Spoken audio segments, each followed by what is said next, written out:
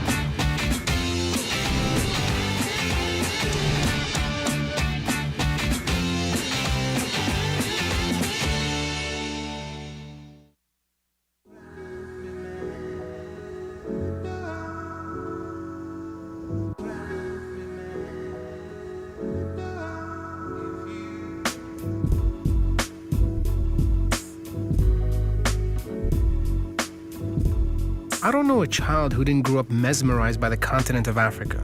From a young age, I dreamt of being an explorer, trekking across the exotic continent, far away from the reality of our urban jungle. Our father started doing business in Kenya in the 90s.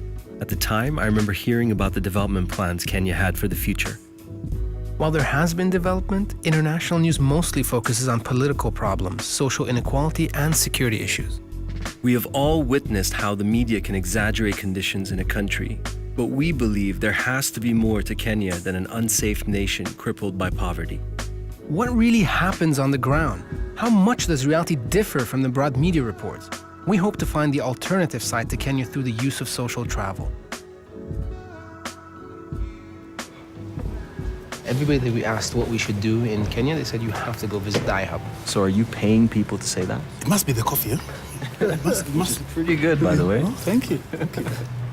Look, you've got an interesting story about how this place actually opened. Yeah, what happened is that during our post-election violence, 2008, there was a group of developers who came together and set up a platform that was meant to allow guys to send SMSs through a short code, and that SMS would be mapped on a Google map.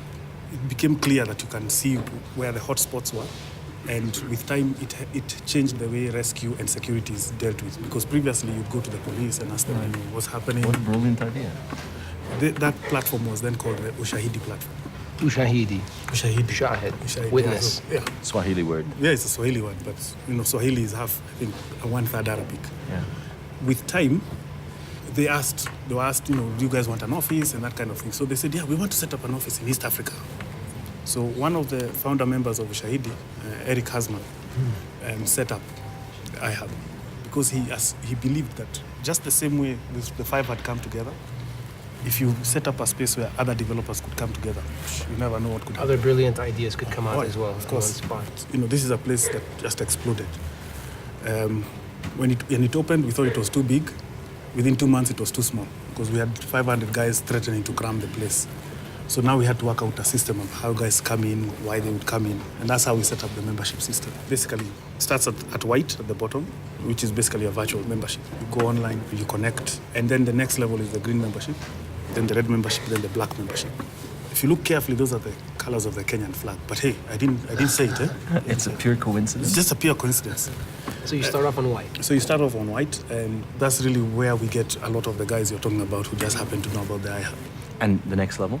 The next level is the green membership. For you to come into the green membership, you have to have a project that needs you to sit in here.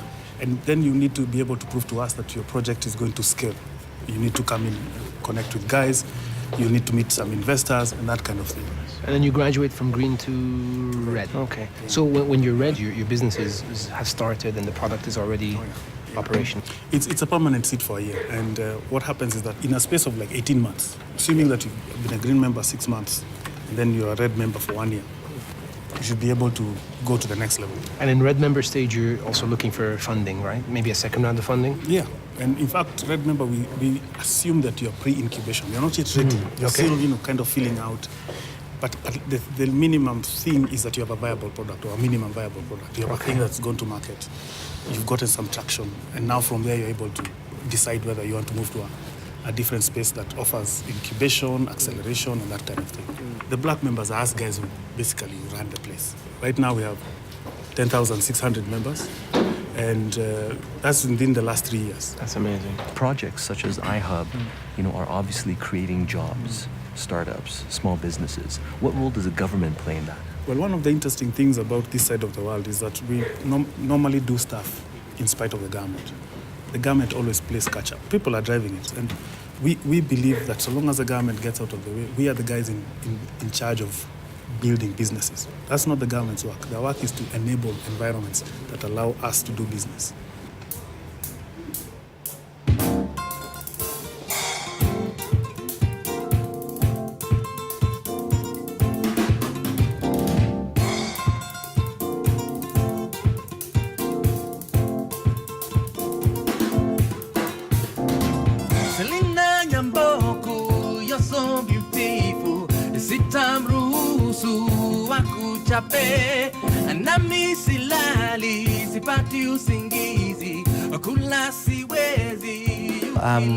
It's this whole mishmash. I mean, I grew up listening to the Jacksons. At one point, I remember my mom putting me to sleep after the Jackson 5 show. I don't know if you ever guys see that, sort of in the 70s. Oh, and yeah. I was weeping my eyes out, and she was like, "So what's the matter?" And I couldn't tell her then. And I just said, no, I'm just feeling sad about something. But really what it was that I really wanted to be a Jackson, But I didn't know how to tell my mom that. So, I wanted to be the 6th Jackson. Move over, LaToya and Janet, come on. So we were sitting earlier and we asked, what the name of your band was, and you said the best band in Africa. That's correct. I don't think we all got that they're actually called the best band in Africa. That's Swahili, that's actually, no, in English. Actually It's Eric Miner and the best band in Africa. I've been looking for a name, I wanted a name that would sort of have this ring, and then so like, the best band in Africa sounds great,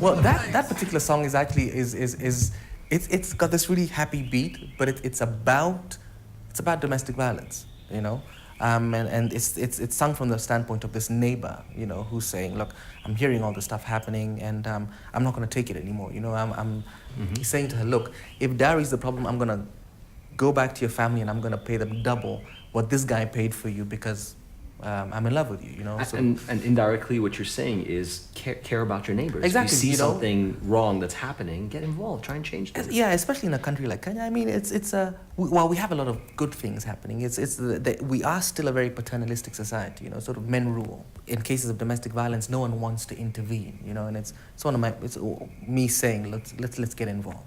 A lot of your music has social messages in it. It does. I think in my formative years, there was a lot of stuff happening politically and socially, not only in Kenya, but sort of in the Horn of Africa as well. But I think you use a lot of that in your music. I do, but also the work that I've done with the UN. I've represented several different organizations as a Goodwill Ambassador. Actually, now is when I'm a Goodwill Ambassador. I was what they call a messenger of nonviolence, which is like the lowest rank of the Goodwill Ambassador. It's like the T-boy of the Goodwill Ambassadors. It's the message, not the rank. Yeah, I just said that. So, and then now I'm a Goodwill Ambassador for UNEP, which is really, for me, is a wonderful experience because UNEP is headquartered in Kenya. I mean, my wife and I, this company, we call it Rainmaker, and the reason behind it was because traditionally when rainmakers got it to rain, it didn't only rain on themselves,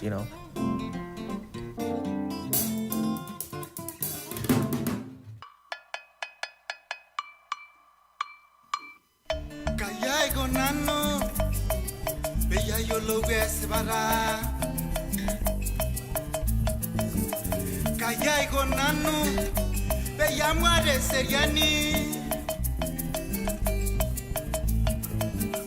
Kayai gonanu be yayolo adogesia kanaim So, Sunday, you are a son of Kibera. What you're doing, I mean, is amazing. You're one of the leaders of the development of the Kibera area. How does it feel like to be from here and to be involved in that? I was told long ago information is really power. And therefore, once you have power, you can actually use it to trigger development. I understand what is happening in Kibera and what has been happening before. And I think it is actually our collective responsibility as people who work in Kibera to want to correct that. Way before, Kibera was not on the map. It was only a black spot on the Google map. And therefore, not much was talked about it. You know, I think a lot of people take it for granted that, you know, wherever they live, there's a map of that area. We use the word map, but I think it's much more than map, right? Yeah. There's so much happening over here. How does one know what is happening, you know, who's doing what? It is easy for us because the first thing, we come from Kibera, and therefore it is easy to tell what is happening where, how. For example, like hotspots, where we think maybe some things will be happening more frequently. When you say hotspots, you mean like? Hotspots, I think, is basically on the issue of security, where petty crimes of harassment happen most of the times. And therefore, these are actually classified as hotspots. How has that transparency impacted life over here? We are covering the stories that happen in Kibera and mapping them against where they come from. For instance, there's a water project that was being done in Kibera. Some people have channeled money into their pockets, and the project is not working. We only have empty tanks. And you're raising awareness for that? Yeah, we were raising awareness for that. But as you realize, maybe Map Kibera Trust is not about serious advocacy. We are doing the bit of making sure we have a robust database of information, and therefore we can claim our rightful position of doing advocacy when we have the real information.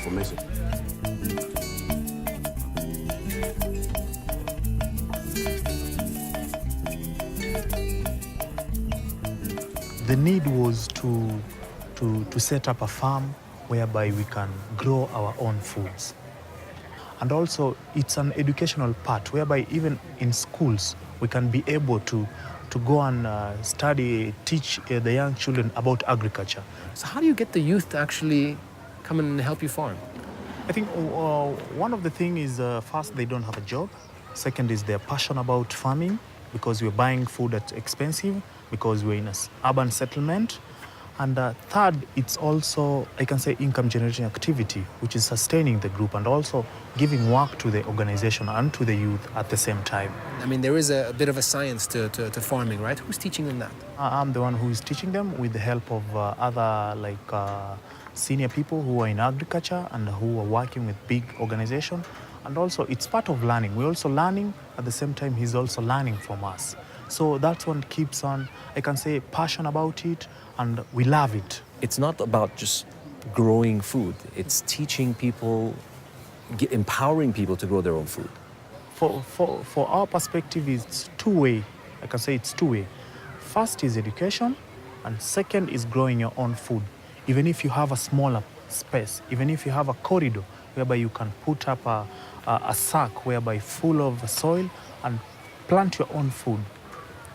It doesn't matter that you have a 5-acre or 2-acre, start your own small thing, which we are trying to empower the community into it.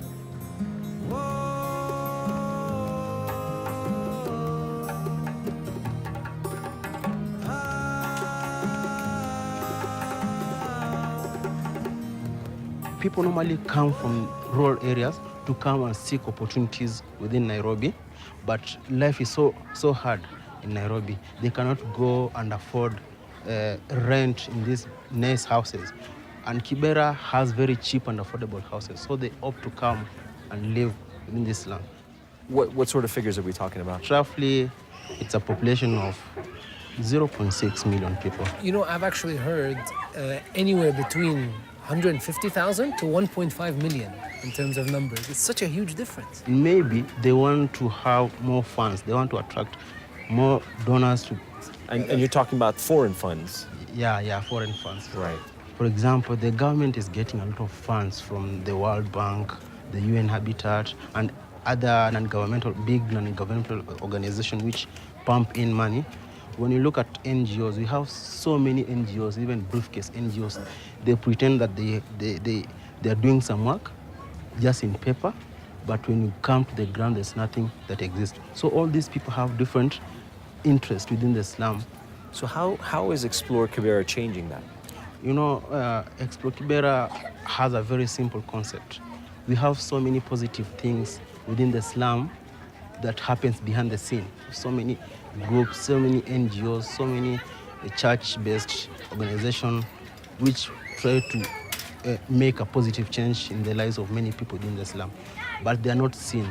We try to bring people within the slum, see what is happening, and in the process, they change their mind and see actually there is good things that happens within the slum. So what sort of improvements have you seen as a result of Explore Kibera's work? We were working in a school called Kigul. They were just in a very tiny room, and it was accommodating like 30 kids within that without electricity. So what we did through our connections and network, we had to find some donors who build the school, and now it's a very, very big school accommodating a lot of children. We also do some food distribution, disabled people. We also do some scholarship programs and other things. Knowledge is power, man. And knowledge is power.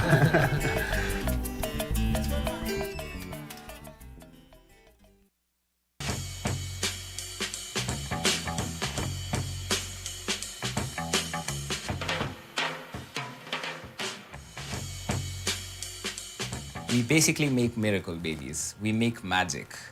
The tsunami was basically the name that we gave to the collective of all of these creative minds that were previously confined in bedroom studios coming together. That's basically what we're very keen to show you today. It's you and Hartu over here that drove this collective, right? Absolument. Excellent. As you know, we're developing. So a lot of us, like if you have a talent, we have this thing of, I'll do it alone. So now we can't work like that. So now, you can do something really great alone, but you can do something really amazing with a team, We want Kenya to stand out through our creative talents. And there's a lot of talent in Kenya. Yes, there's a lot of talent. We've been traveling around the world now, and we're seeing a lot like this trend, of entrepreneurs coming together and starting a community. What made you start this one over here in Kenya? If you look at this area that we're in right now, Kilimani, there are a lot of hubs. There's a technology hub. There's the iHub, and if you look at the 88 miles an hour, there's a lot of youth activity taking place. The one space which didn't exist was for animation, cartoons, and the sort of stuff that we are doing. So what we're hoping to spawn from this little place is a place where all creatives can come together, but the output is so much greater than it could have been you working alone, and I saw that firsthand.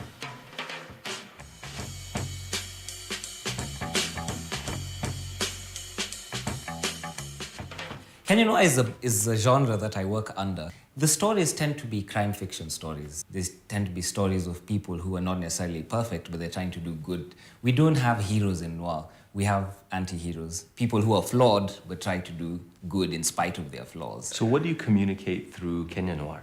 The first story I ever did, which was what made me popular, what put me out there, was a story of independence about Kenya. It explored the life of the freedom fighter, Dedan Kimathi, and it told a story which I didn't think was being told enough. The way the story is taught in our curriculum is a very edited story, very sanitized. And nobody really wants to get under the skin of what happened.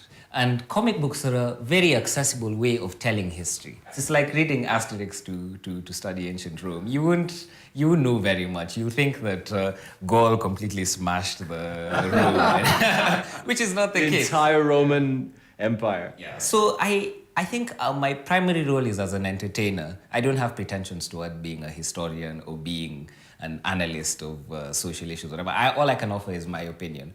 And if people use that to inspire them to actually learn something meaningful, my work is done.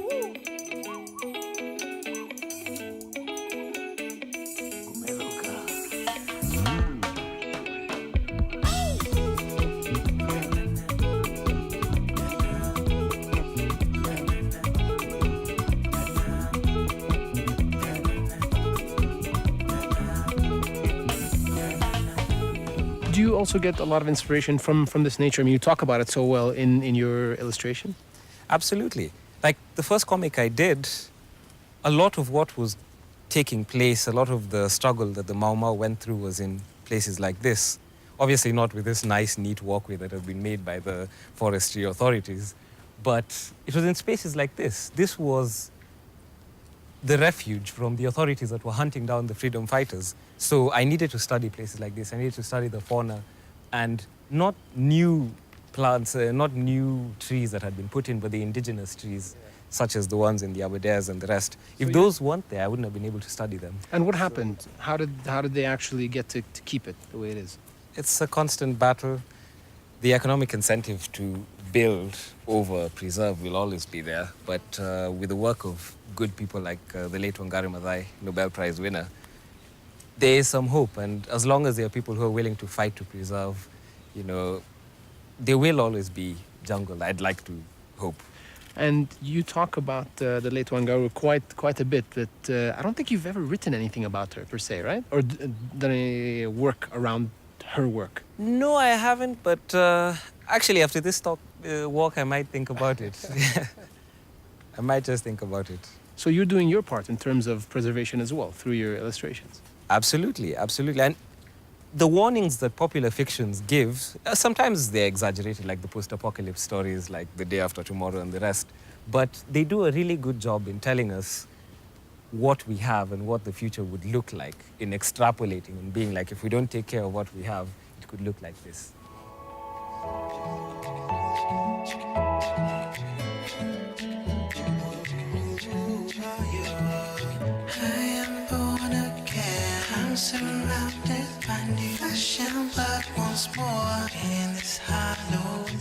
I found Nairobi to have one of the most seamless entrepreneurial ecosystems dedicated to promoting innovation. Driven by a new generation of tech-savvy Kenyans, they are sharing their knowledge with the rest of the population. As a result, collaborative spaces, angel investments, and business incubation programs are growing in numbers and supporting a growing local economy. People are creating innovative solutions to their daily needs. The private sector learns from these innovations and repackages them for the masses. Government offices then develop regulations around it, a bottom-up collaboration driven by the people's needs. Even the much talked about Kibera slum of Nairobi is seeing its own sons and daughters creating projects to address their needs, regulate NGO support, and create long-term sustainability. We saw an empowered people in Nairobi, creating opportunities for themselves and their community. At the same time, we also witnessed their struggles. While it is impossible to deny these challenges, we found people using them to create life-changing solutions. We left with a new appreciation for Kenyan ingenuity.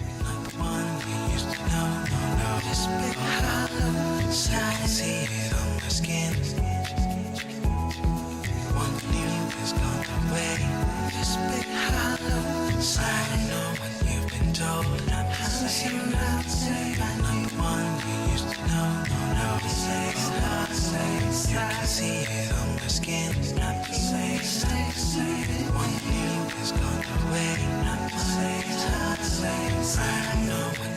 told. I'm